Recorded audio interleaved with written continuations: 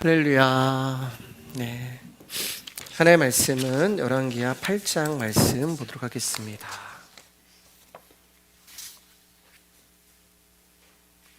열왕기하 8장 16절, 19절 말씀 보도록 하겠습니다. 열왕기하 8장 16절, 19절입니다. 우리 넉절의 말씀이고 한 목소리로 같이 읽을까요? 시작.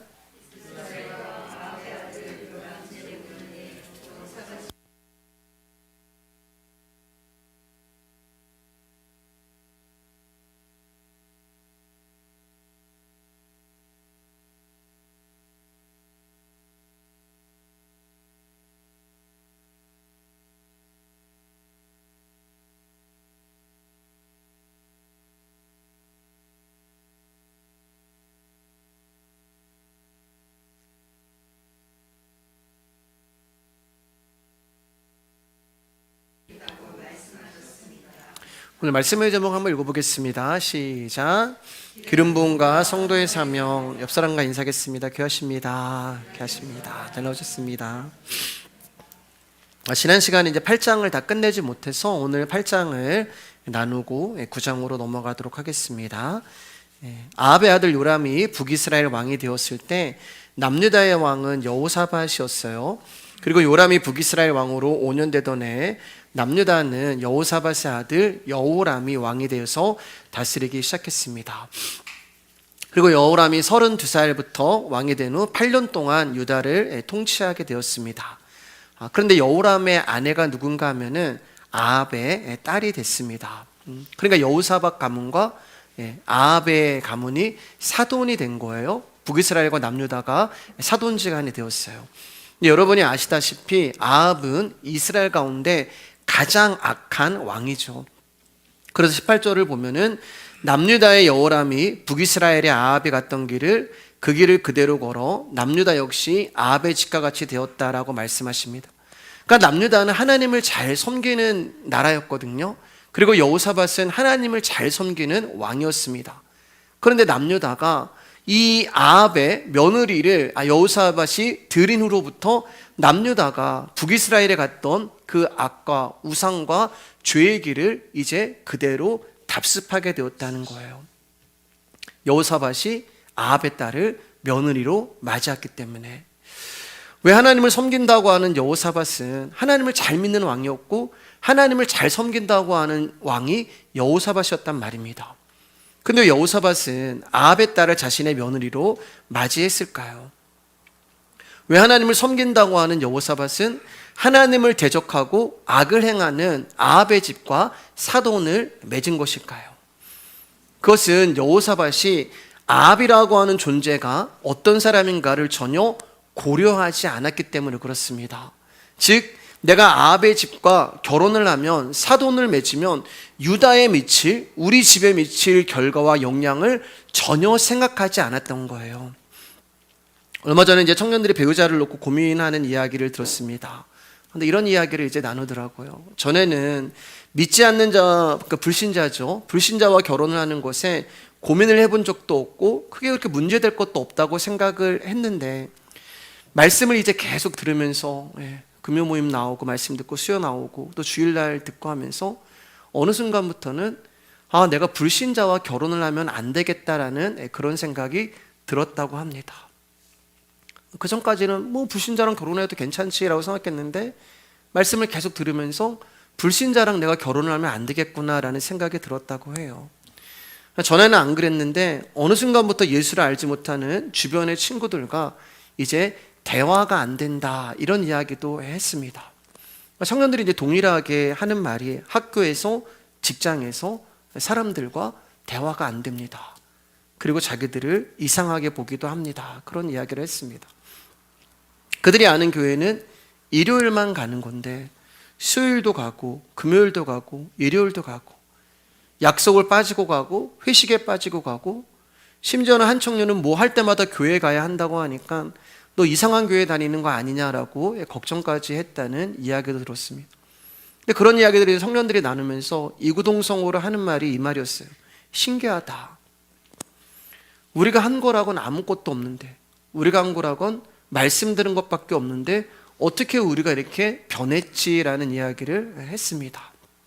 여러분 참 감사하죠. 그러나 오늘 본문은 신앙이 없는 사람과 결혼을 하냐 마냐 이야기를 하고 있는 것이 아니라 그보다 더 근본적인 이야기를 하고 있는 거예요. 그것은 내가 무엇을 기준으로 하여 살아가느냐의 문제가 되는 것입니다. 여호사밧은 말씀드린 대로 하나님을 신앙하는 왕이었어요. 하나님을 잘 믿는 왕이었습니다. 그런데 하나님을 잘 믿는다고 하는 왕이, 하나님을 신앙한다고 하는 그 왕이 아합의 딸을 아무런 고민 없이 며느리로 맞이하는 거예요. 이 모습이 바로 하나님을 섬긴다고 하면서 하나님을 기준으로 하여 살아가지 못하는 자의 사고방식이 되는 거예요.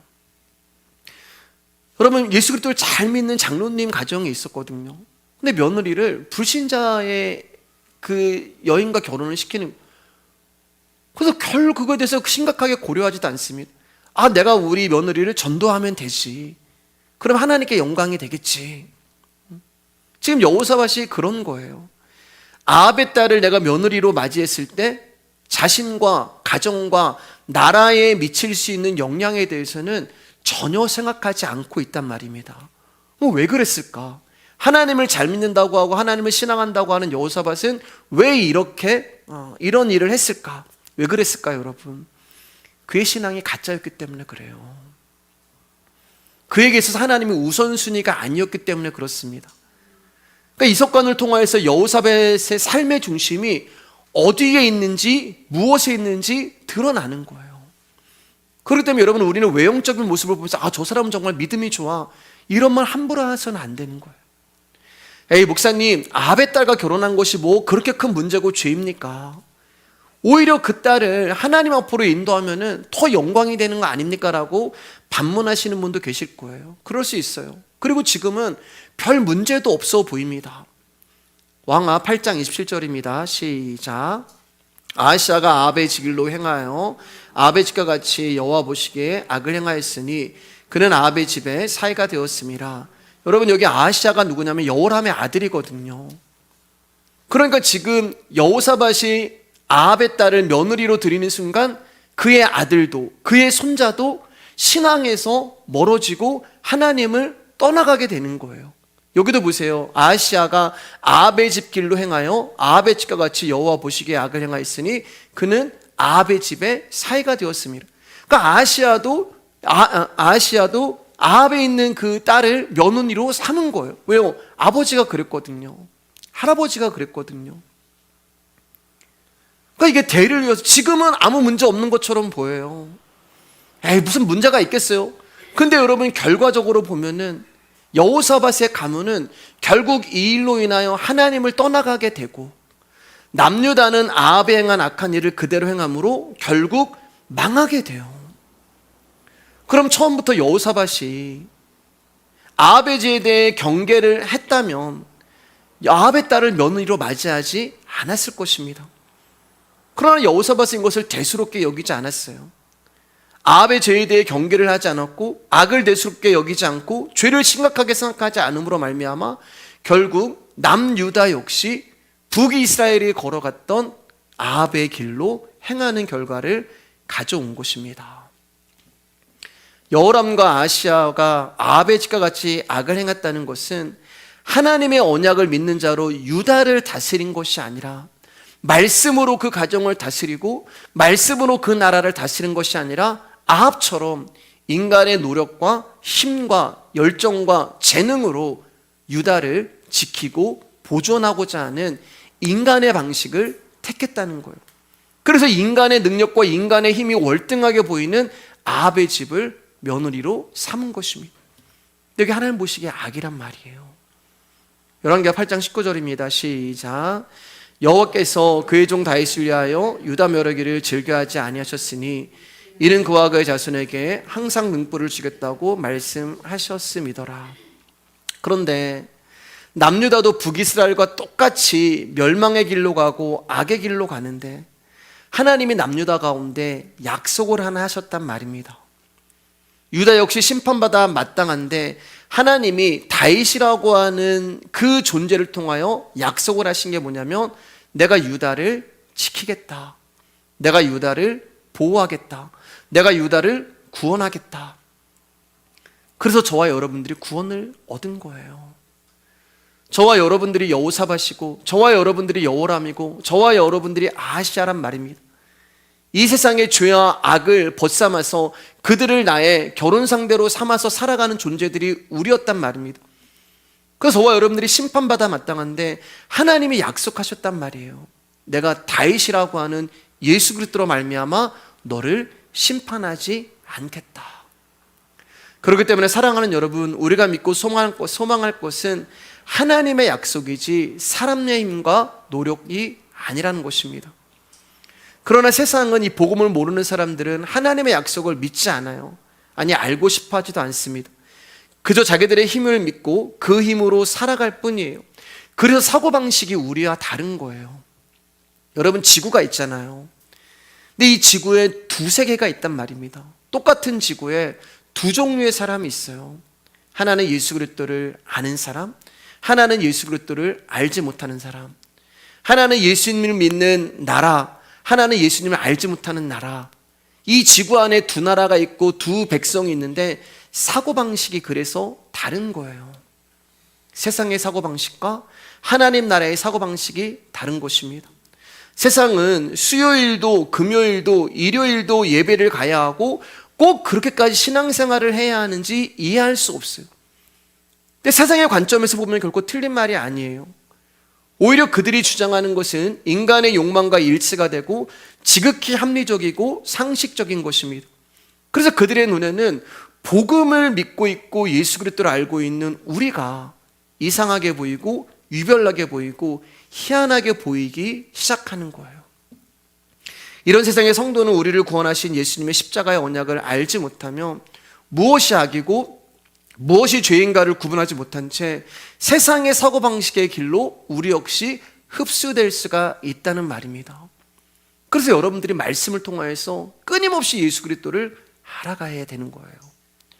세상의 온갖 좋은 것이 우리의 마음을 흔들잖아요. 그리고 믿음으로 이 세상을 살아간다는 것은 결코 쉬운 일이 아닙니다. 그런데 여러분, 이 세상에는 끝이 있단 말이에요. 그리고 그 끝은 결국 사망이란 말입니다. 이것을 우리가 십자가에서 바라봐야 하는 거예요. 진심으로 우리를 멸하지 않고 구원하시는 하나님의 사랑에서 멀어지지 않는 자로 살고자 하신다면 여러분이 말씀에서 멀어지면 안 된단 말입니다. 내가 말씀에서 멀어지면은 나는 세상의 사고방식 가운데 가까이 가는 거고요. 내가 말씀에 가까이 있으면 나는 하나님 나라의 백성의 사고방식과 가까이 있는 거예요. 말씀에서 멀어지면 뭐가 죄고 뭐가 악인지 몰라요. 아니, 아합의 딸을 며느리를 맞은 게 그게 뭐가 문제예요?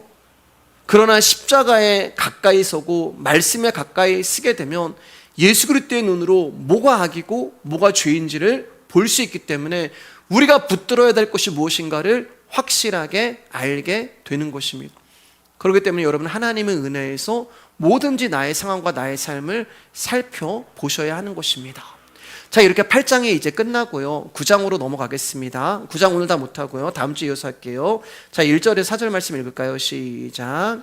선지자 엘리사가 선지자의 제자 중 하나를 불러 이르되 너는 허리를 동이고 이 기름병을 손에 가지고 길앗 나못으로 가라. 거기에 이르거든 nim시의 손자 여호사밧의 아들 예후를 찾아 들어가서 그 형제 중에서 일어나게 하고 그를 데리고 골방으로 들어가 기름병을 가지고 그의 머리에 부으며 이르기를 여호와의 말씀이 내가 내게 기름을 부어 이스라엘 왕으로 삼노라 하셨느니라 하고 곧 문을 열고 도망하되 지체하지 말지니라 하니 그 청년 그 선지자의 청년이 길앗 나못으로 가니라. 왕이라는 존재는 누군가가 반역을 하지 않는 이상 왕의 장자가 그 대를 이어가게 되어 있습니다. 왜냐하면 왕이라고 하는 존재는 혈통으로 이어지기 때문에 그래요. 근데 그렇지 않은 나라가 있는데 그 나라가 이스라엘이라는 나라예요.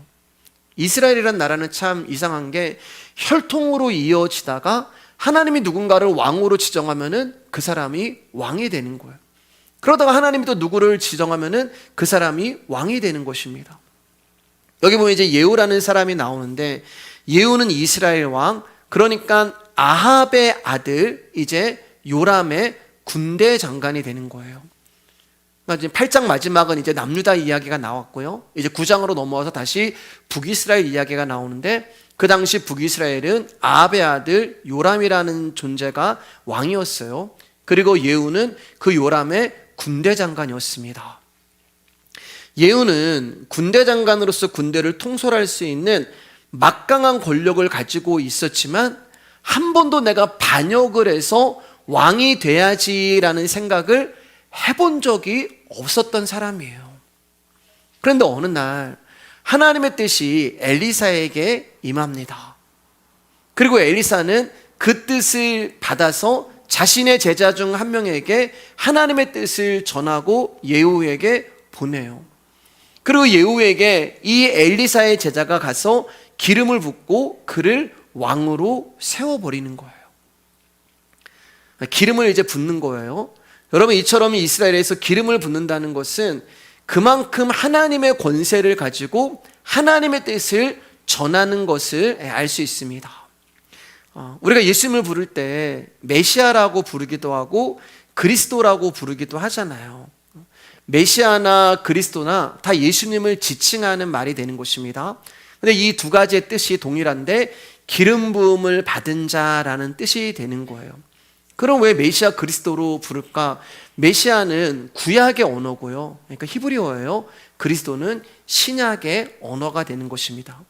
그러니까 메시아나 그리스도는 동일한 말이 되는 것이고 동일한 뜻을 가지고 있어요. 기름 부음을 받은 자. 참고로 그리스도를 한문으로 이제 음역을 하면은 기독이라는 단어가 됩니다. 그래서 기독교가 되는 거예요. 그래서 이 기독교가 그리스도교라는 말이 되는 거죠. 그러니까 이처럼 예수님을 기름 부음 받은 자라는 의미의 메시아와 그리스도로 부르는 것은 하나님께서 예수 그리스도를 영원한 우리의 왕으로 택하시고 구별하셨다는 뜻이 되는 거예요. 그래서 기름 부음을 받았다 이렇게 얘기하는 거예요. 그래서 이스라엘은 항상 왕을 세울 때 기름을 붓습니다. 근데 진짜 영원한 왕이 예수님이란 말이에요. 그래서 메시아 그리스도, 기름 부음을 받은 영원한 왕, 그분이 예수님이란 뜻으로 예수님을 메시아라 부르고 그리스도라고 부르는 거예요. 자, 기름 부음에는 하나님의 특별한, 내가 너를 구별하여 택하여 세웠다라고 하는 의미가 있습니다.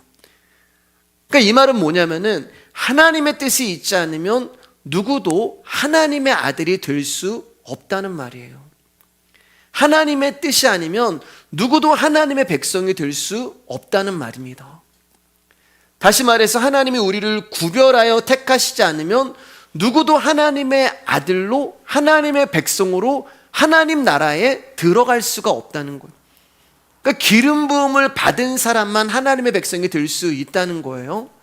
그런데 그럼 누가 기름 부음을 받냐?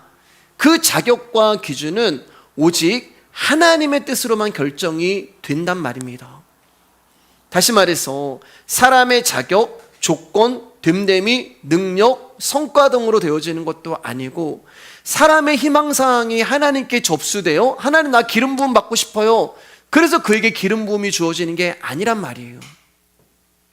오늘 설교 이제 어려울 수 있지만 좀 집중해서 잘 들어주세요. 말씀드렸듯이 예후는 한 나라의 군대 장관이며 막강한 힘을 가지고 있었습니다.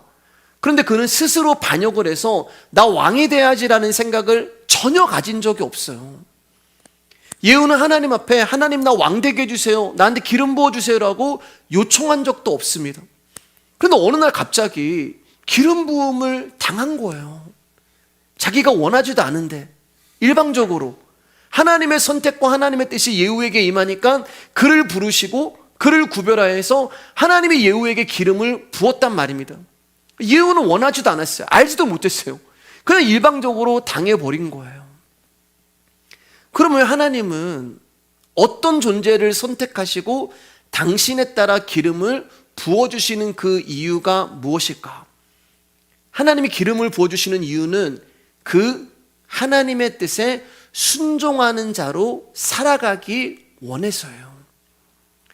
다시 말해서 기름 부음을 받은 자는 더 이상 나의 삶이 없는 것입니다. 자신의 삶이 없는 거예요. 이처럼 기름 부음을 받은 자에게 요구되는 것은 나의 삶이 아니라 하나님을 위한 삶이 되는 것입니다. 자, 그러면 저와 여러분들은 기름 부음을 받았을까요? 안 받았을까요? 사실 오늘날은 구약에서처럼 기름 부음을 받는 예식이 없어요. 종종 이제 유튜브를 보면은 일부 단체나 어떤 교회에서 기름을 붓는 이제 구약의 의식을 행하는데, 여러분 그거 전부 다 잘못된 것입니다. 그건 전부 다 이단이고 사입이에요. 왜냐하면 우리가 기름 부음 받은 예식을 하지 않는다 하여도 여러분, 저와 여러분들은 그것과 상관없이 이미 기름 부음을 받은 자들입니다. 왜 그런지 말씀드릴게요. 요한일서 2장 27절입니다. 우리 말씀 읽은 성도님들 다 아실 거예요. 시작. 너희는 주께 받은 바 기름 부음이 너희 안에 거하나니 아무도 너희를 가르칠 필요가 없고 오직 그의 기름 부음이 모든 것을 너희에게 가르치며 또 참되고 거짓이 없으니 너희를 가르치신 그대로 주 안에 거하라. 여기 보시면 주께 받은 바 기름 부음이 우리 안에 거한다라고 말씀하잖아요. 그래서 우리 안에 거하시는 기름 부음. 근데 아까 기름 부음을 받은 자가 누구라고 말씀드렸어요? 메시아, 그리스도, 예수 그리스도란 말입니다. 그럼 우리 안에 기름 부음이 거한다는 말은 예수님이 우리 안에 거한다, 안 거한다? 거한다라는 말이 되는 거예요. 그분이 우리 가운데 가르치며 우리에게 들리게 하시며 우리에게 믿게 하시며 우리에게 보여지게 하시는 거예요. 그래서 여러분들이 말씀을 들을 때 그 말씀이 내가 들려지고 믿어지고 보여지는 것입니다. 어떤 사람은 죽어라고 말씀을 전해도 안 믿는 사람이 있어요. 신기하게 어떤 사람은 그냥 말씀하는데 그 말씀이 믿어져서 교회 나오는 사람이 있는데, 아직 뭐가 뭔지 모르지만은 그냥 나를 이끌어서 하나님 나에게 나오게 하시는 사람이 있는데, 어떤 사람은 사정하고 부탁하고 말씀을 전해도 교회 안 나오는 사람이 있단 말입니다. 그 차이가 뭐예요? 기름 부음 받은 자가 내 안에 있느냐 없느냐, 그 차이가 되는 거예요. 성경을 보면 사람이 사람에게 하나님의 뜻이라며 기름을 붓습니다. 근데 예수님은 사람에게 기름을 부음 받은 게 아니라 하나님으로부터 직접 기름 부음을 받은 자란 말이에요.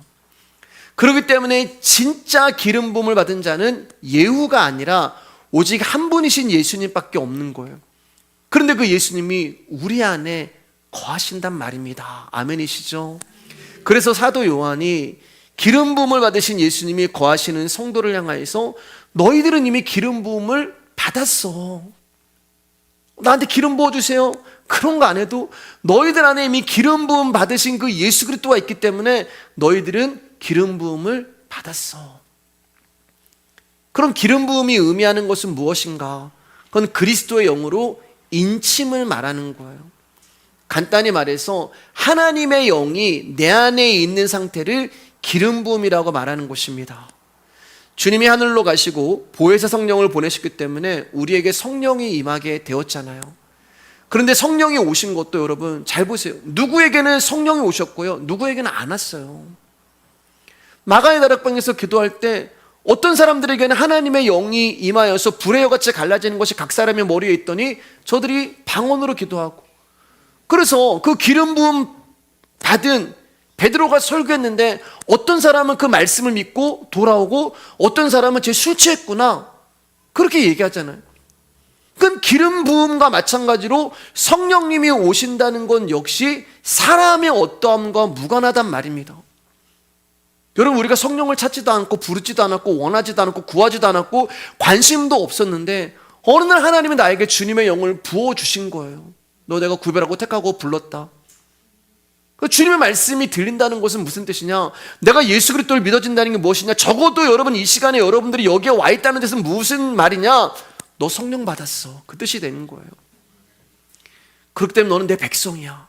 자꾸만 우리가 성령 받은 것을 무슨 환상을 보고 무슨 기적을 행하고 놀라운 일이 일어나고 또 한 가지 우리가 막 성령을 부리는 것처럼 막 성령에 임하소서 막 그렇게 이야기하는데, 여러분 어떻게 우리가 하나님을 임하소서 마소서 그렇게 이야기를 해요? 성령님은 그런 분이 아니란 말입니다.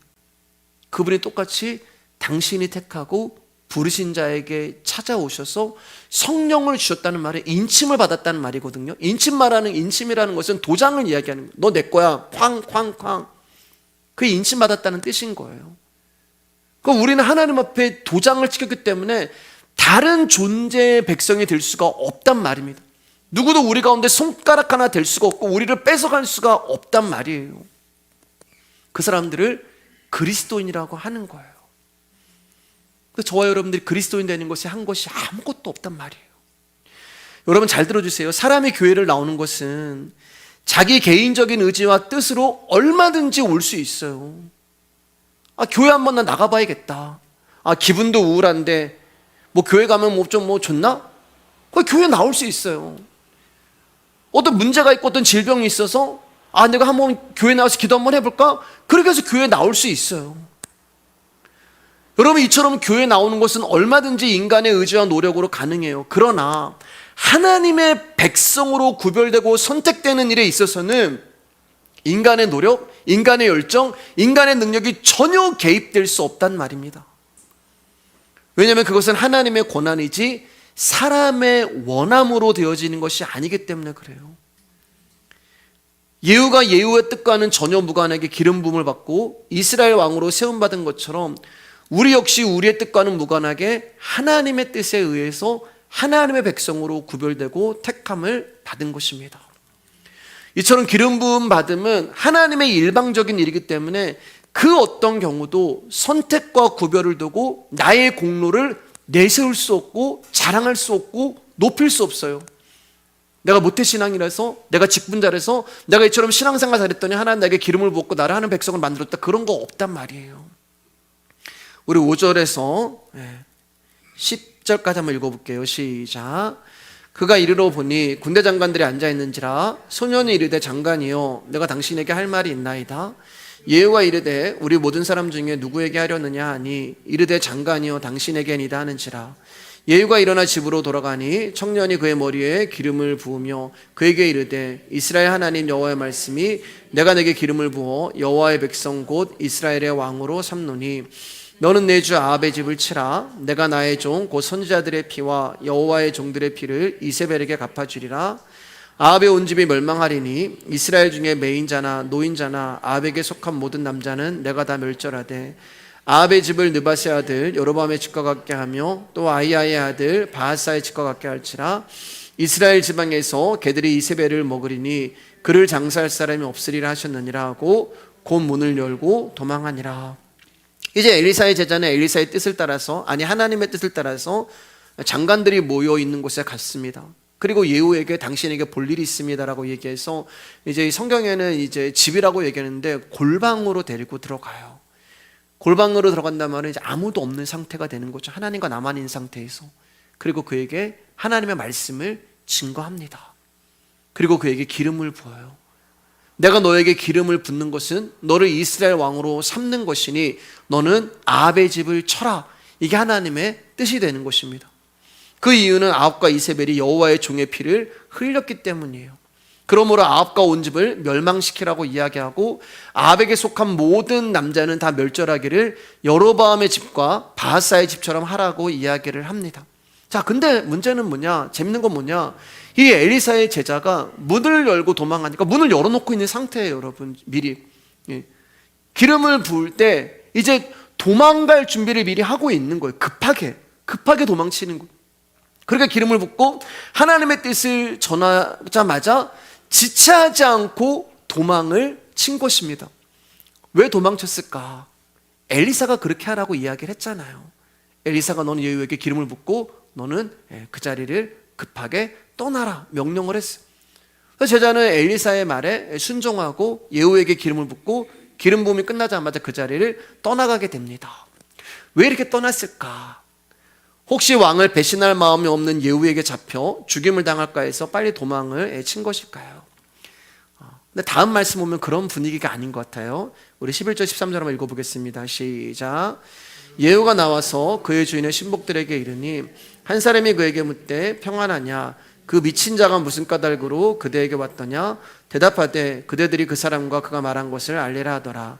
우리가 이르되 당치 아니한 말이라 청하건대 그대는 우리에게 이르라 하니 대답하되 그가 이리 내게 말하여 이르기를 여호와의 말씀이 내가 내게 기름을 부어 이스라엘 왕으로 삼는다 하셨다 하더라 하는지라.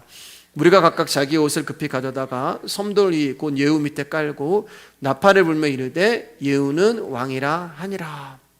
이 상황을 보면은 이 제자가 예후에게 기름을 붓고 왕으로 세웠다고 해서 위험에 처해질 그런 상황이 아니었던 것을 알 수가 있죠. 엘리사의 제자가 도망을 친 후 예후는 이제 골방에서 나옵니다. 그래서 예후의 신하들이 이제 궁금했을 거 아니에요. 장군님 괜찮으십니까? 근데 이 엘리사의 제자를 향해서 뭐라고 얘기하면은 미친놈이라고 얘기해요. 그 미친놈이 무슨 까닭으로 찾아온 것입니까? 여러분, 이게 하나님의 말씀이 땅에 떨어져 있는 것을 지금 보여주는 거예요. 북이스라엘이 어떤 상태면. 엘리사의 제자면은 하나님의 말씀을 전하는 선지자거든요. 오늘날 말하면 목사가 되는 거거든요. 근데 목사를 향해서 그 미친놈이라고 이야기를 하는 거예요. 왜요? 그들은 하나님을 믿지 않았거든요. 하나님의 종을 우습게 여겼거든요. 금송아지를 믿고 각종 우상과 죄와 악을 섬겼기 때문에 그들은 하나님을 믿지 않아요. 하나님을 믿지 않으니까 하나님의 말씀을 전하는 자가 우습게 보이는 거죠. 그래서 미친놈이라고 얘기하는 거예요. 아니, 하나님의 선지자 그 미친 자가 와서 뭐라고 이야기를 합니까? 그러니까 여러분, 얼마나 하나님의 말씀이 지금 바닥에 떨어져 있는가를 보여주는 거예요. 그래서 하나님의 선지자들이 가난하게 산 것입니다. 그래서 굶어 죽고 빚을 지게 된 거예요. 그러자 예후는 그 사람들에게 이야기를 합니다. 그의 말이 주께서 나를 이스라엘 왕으로 기름 부어 세웠다고 말씀하셨다, 이렇게 이야기를 해요. 지금 요람이라고 하는 왕이 살아있거든요. 근데 예후가 이렇게 말을 하면은 그 예후의 옆에 있는 그 군대에 있는 군사들, 장교들이 칼을 빼가지고 예후를 죽였어야 돼요. 반역죄라고 이야기하면서. 당신 지금 말 취소하십시오. 당신 지금 한 말 반역죄입니다. 지금 요람이라고 하는 왕이 살아있는데 어떻게 당신이 왕이 된단 말입니까? 라고 예후를 죽였어야 돼요. 근데 예후의 말을 들은 신하와 장교 군인들이 예후를 죽이는 것이 아니라 자기들의 옷을 예후 밑에다 깔고 당신이 이스라엘 왕입니다라고 선포를 해요. 미친 자가 전한 소식인데, 미친 놈이 전한 하나님의 말씀인데, 그 미친 놈이 전한 하나님의 말씀대로 예후가 왕이 되는 거예요. 이게 기름 부으심의 일의 결과가 되는 것입니다. 기름 부으신 그분이 일을 하시는 거예요. 기름 부으신 그분의 말씀대로 되어지는 것입니다. 그러므로 주의 기름 부으심이 임하면 나의 뜻대로 사는 것이 아니라 기름 부음에 의해서 내 인생이 이끌려 가는 거예요. 자, 그럼 이 좋은 분위기잖아요.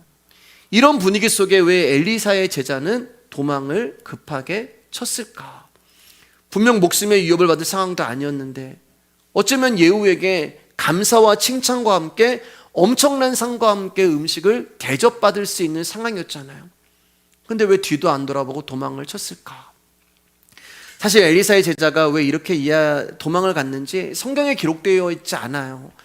그래서 제가 정확한 답을 드릴 수 없습니다. 그러나 엘리사의 제자가 죽을 수 있는 상황이 아님에도 불구하고 문을 열고 지체하지 않고 도망을 친 이유는 그 자리에 한시라도 머물러 있지 말라는 엘리사의 뜻이 아니었을까, 그런 생각을 해봐요.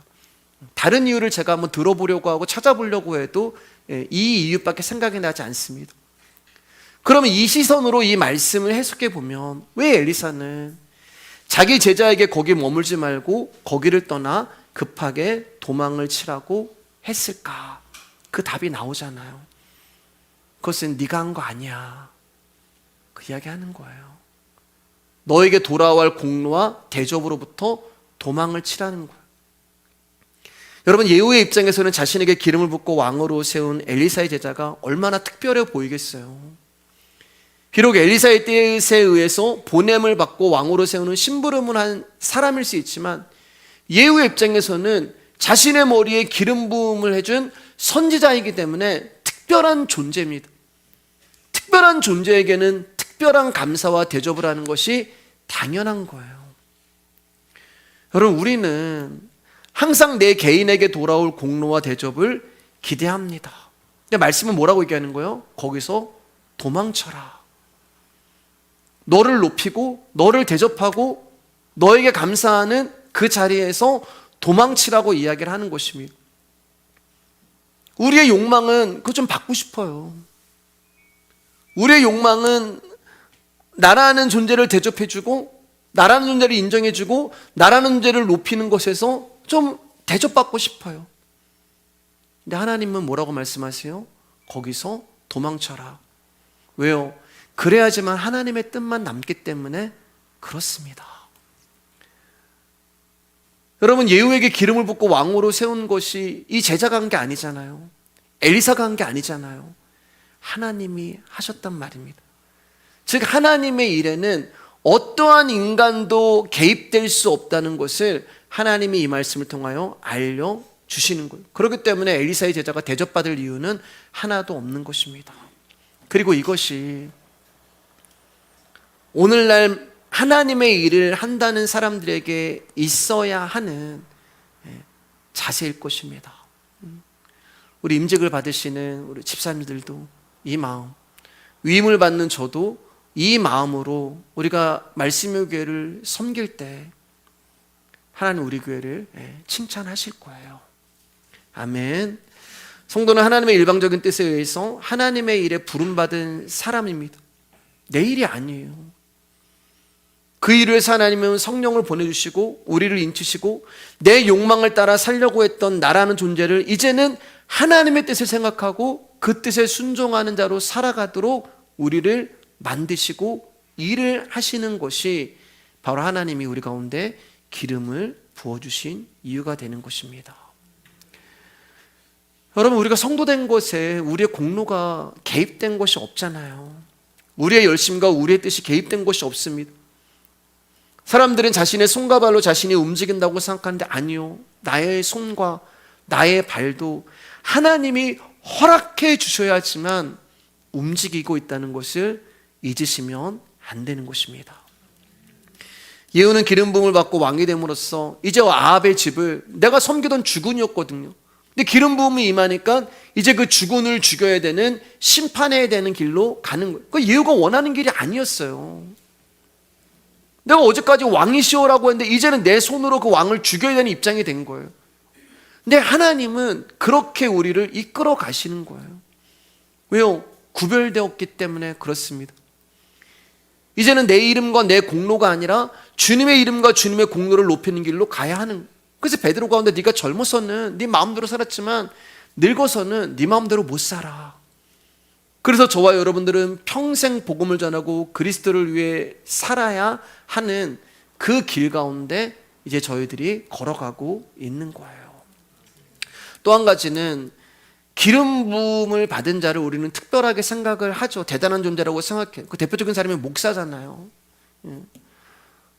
그래서 이제 제가 아는 청년이 이제 있는데 저랑 전화를 하면은 굉장히 저한테 깍듯하게 합니다. 이제 제가 이제 예전에 이제 사역했던 이제 그 밑에 지방의 청년인데 아버님이 장로님이고 이제 권사님 부부인데 주의 종에게는 이렇게 하라고 배웠습니다. 주의 종은 이렇게 하라고 배웠습니다.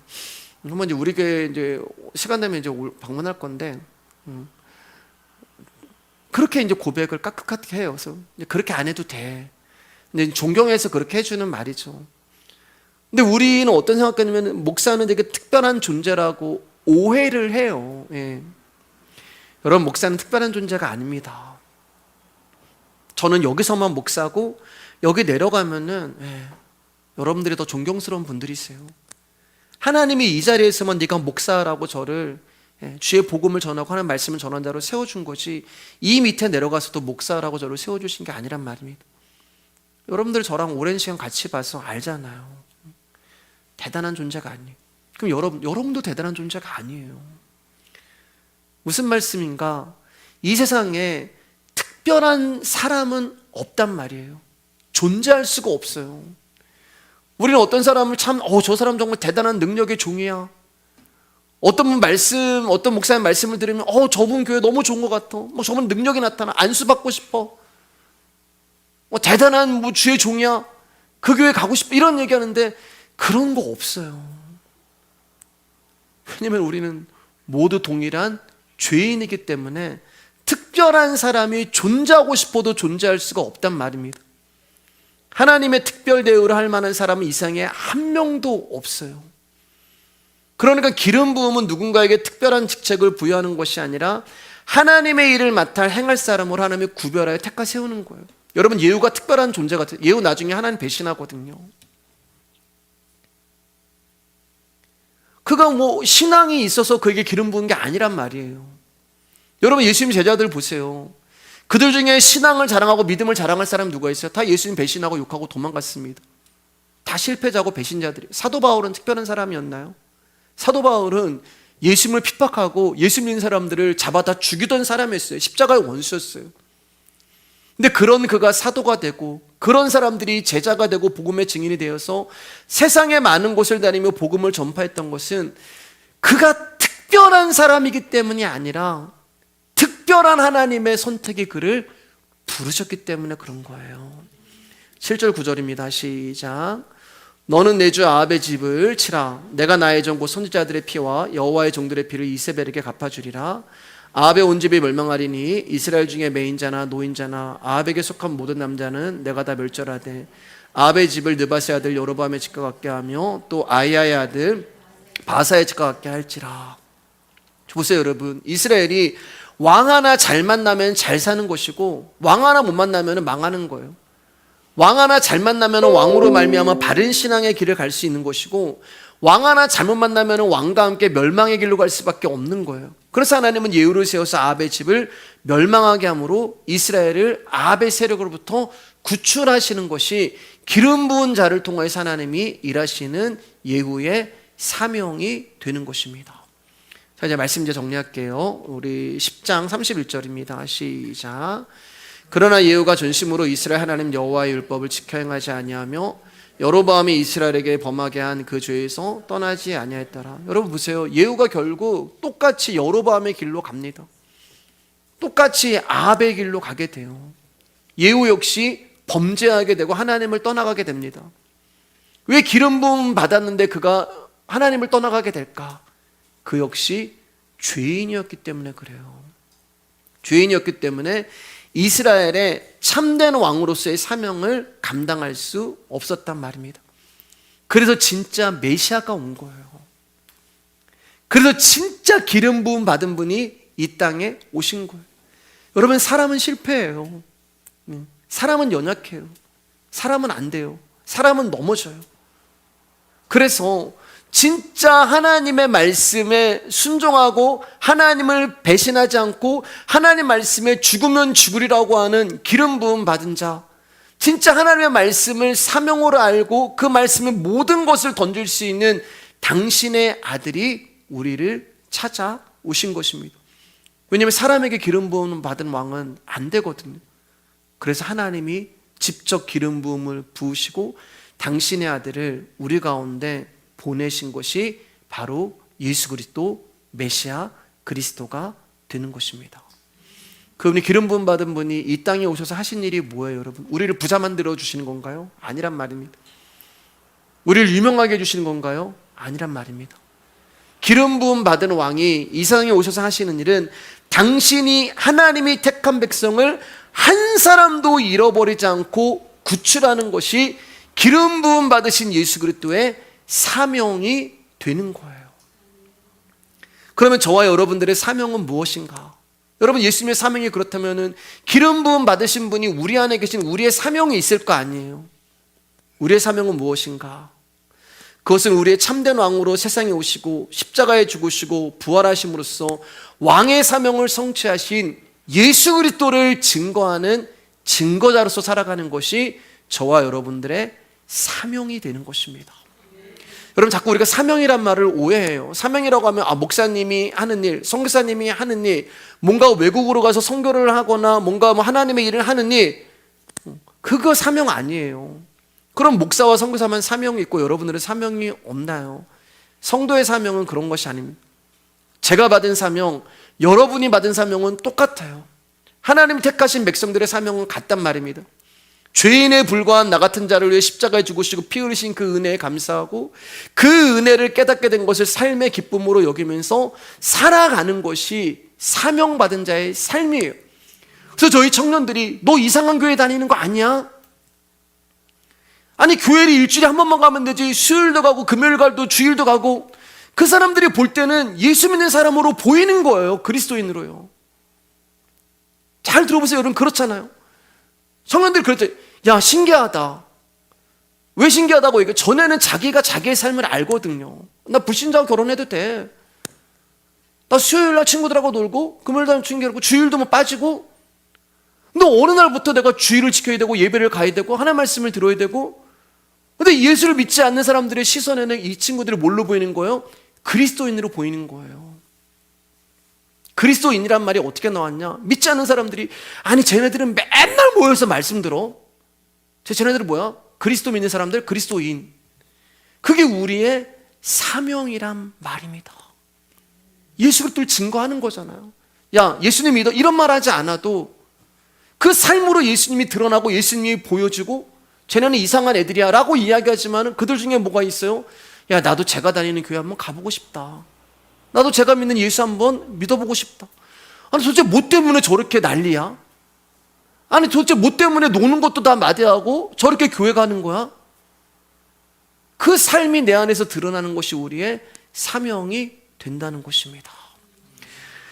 그래서 주님만 바라본다는 것은 쉬운 일이 아니에요. 그래서 주님이 붙들어 주셔야 되고 주님이 은혜를 주셔야 되고 주님이 나와 함께 해 주셔야 된다는 말입니다. 네, 말씀 마치겠습니다. 사랑하는 여러분, 저와 여러분들이 왜 이 세상에 존재하겠습니까? 예수님을 모르는 사람들처럼 한평생 먹고 마시는 일에 매진하다가 인생을 마치는 것이라면 여러분, 우리가 이 생에서 성도로 살아갈 이유는 없어요. 교회는 왜 존재하는 것입니까? 큰 예배당 세우고 세상 복이나 빌어주고 세상에 칭찬할 선행을 많이 베풀고 병든 사람 불러다 기도해주고 낫게 하라고 교회가 있는 것이 아니란 말이에요. 성도로서 자신을 세상에 존재하게 하신 하나님의 뜻에 관심이 없다면 그것은 성도로서 사명 자체를 잊어버린 것입니다. 교회로 모이게 하신 하나님의 뜻에 관심이 없는 거예요. 그렇기 때문에 사랑하는 말씀의 교회 성도 여러분, 우리는 교회를 다니고 예배당에 있는 것으로 만족해서는 안 돼요. 세상을 남들처럼 잘 살다 죽으면 그것으로 족하다고 생각하지 마시고 하나님이 택하신 성도답게 이 사명 가지고 내가 예수 그리스도를 증거하는 증거자로 살아가는 소원을 품고 살아가시기를 주님의 이름으로 축복합니다. 사람답게 살다가 죽어야 하잖아요. 사람답게 살다가. 여러분, 세상에서 말하는 사람답게 살다가 죽는 것이랑 우리 안에서 사람답게 살다가 죽는 것은 달라요. 왜냐하면 사람답다는 것은 하나님이 우리를 새롭게 하셨단 말입니다. 옛사람으로 살아가는 게 아니라 우리는 구원받은 새 사람으로 사람답게 살다가 가는 것이 성도의 사명이고 그 사명은 예수 그리스도를 나의 삶으로 드러내는 거예요. 무엇으로, 누군가로 어떻게 사는가가 다른 것입니다. 세상은 세상의 행복을 위해 살아가지만 우리는 오직 하나님의 영광을 위해서 살아가며 예수 그리스도로 인한 하늘의 복을 기뻐하며 살아가는 사명 가진 자들입니다. 오늘 여기까지 하겠습니다.